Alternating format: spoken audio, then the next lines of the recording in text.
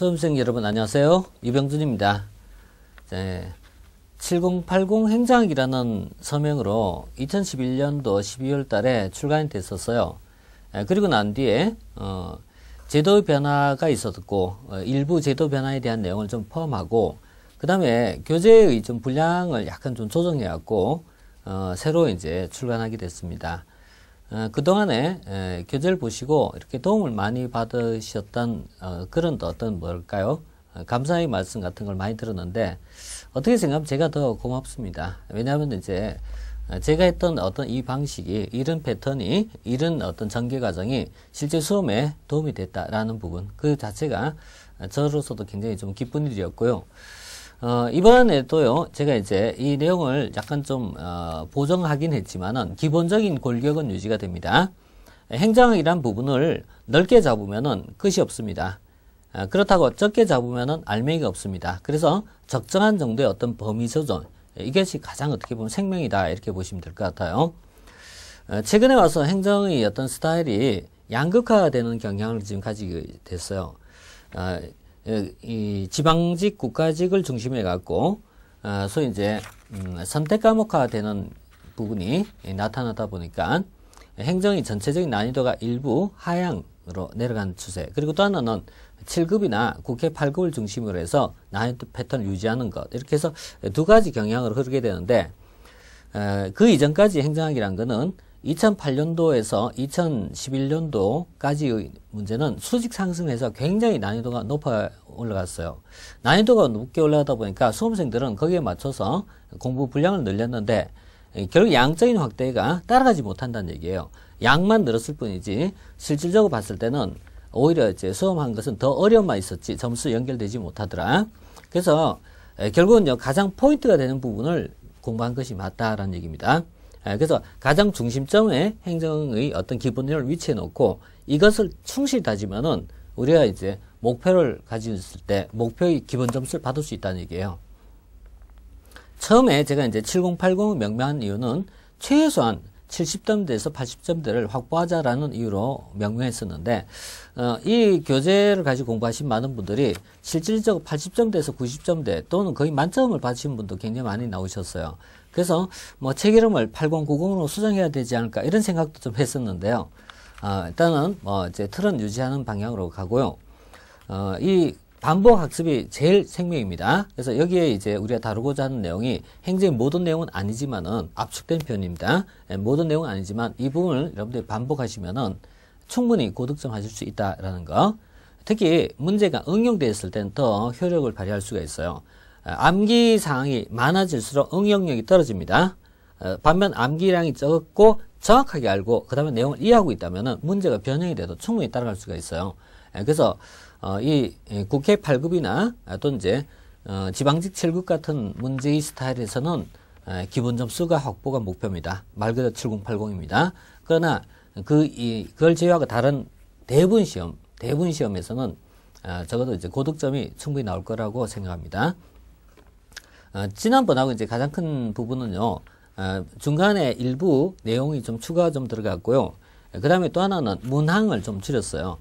전체적으로 과거에 한 300쪽이 넘다 보니까 이제 한번 반복한 시간이 많이 걸린다라는 부분이 있어갖고 요 부분 내용을 좀 줄여갖고 문제 수를 줄인 대신에 컴팩트하게 좀 내용을 전체적으로 페이지 분량을 좀 줄였어요.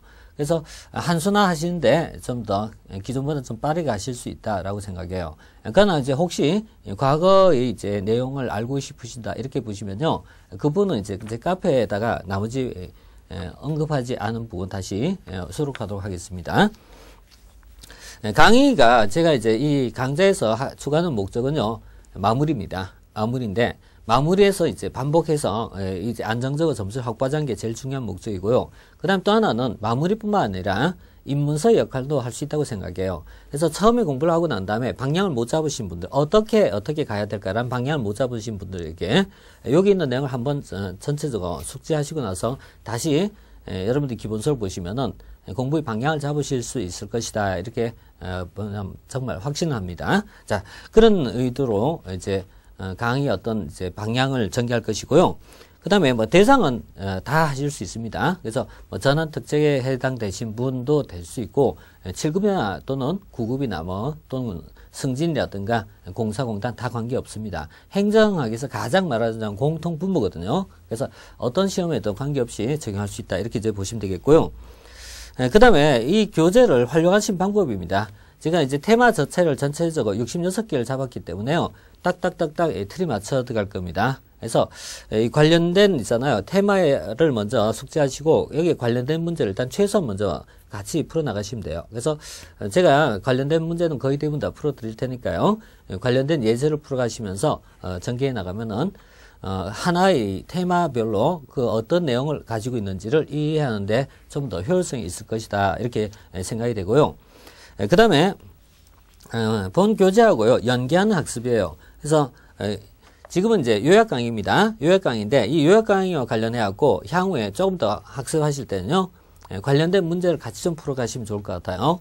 문제풀이는 교재만 보셔도 좋고요. 교재하고 같이 강의를 같이 보셔도 상관없어요. 그러나 일단은 제가 여기서는 이 문제풀이가 주목적이 아니기 때문에 가능한 있죠. 내용 자체를 소개하는데 의미를 두고 있고 다음에 여기서 연계해갖고 플러스해갖고 문제를 좀 더 풀어가는 것 이런 방향으로 좀 전개했으면 이렇게 생각합니다.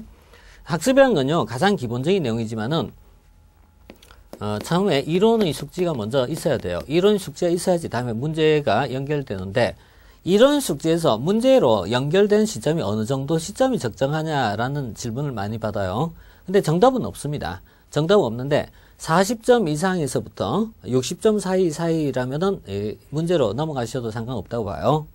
근데 점수가 낮으면 문제점은요 사기가 떨어져요. 방금 이론을 공부하고 문제를 푸는데 문제에서 있죠. 50%가 넘지 못해요. 그러면요 상당히 문제 푸는데 부담을 갖게 돼요. 그래서 그런 부분 때문에 제가 권장사항은 60점 정도에서 그러니까 10개 중에서 한 6개 정도를 알 것 같다. 맞추고 안 맞추고는 상관없어요.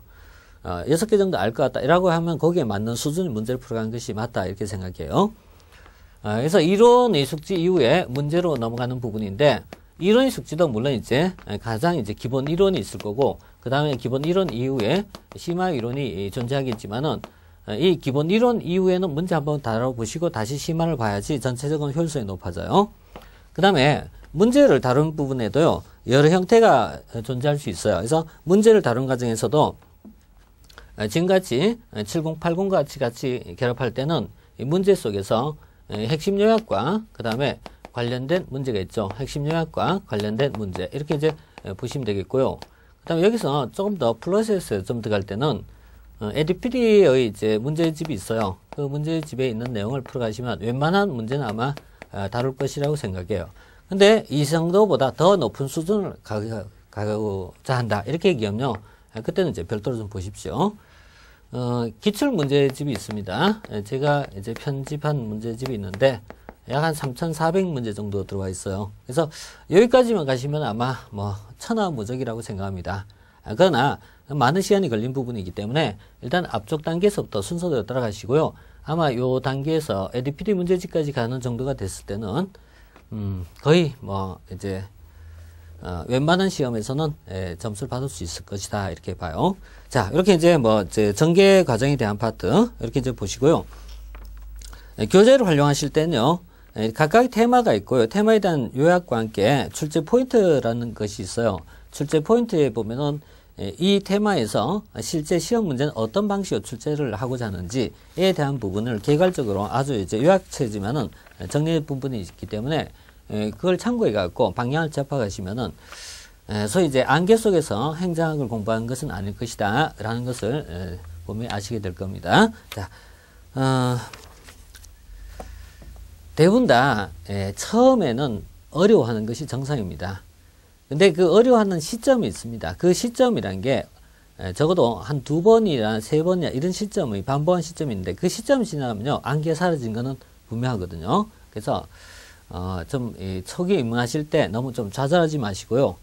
좀 인내심 가지고 반복하십시오. 반복하면요 어느 순간 득도는 아니지만은요 아 이런 거구나 라는 느낌이 오고 그때부터는 참 재미가 있습니다.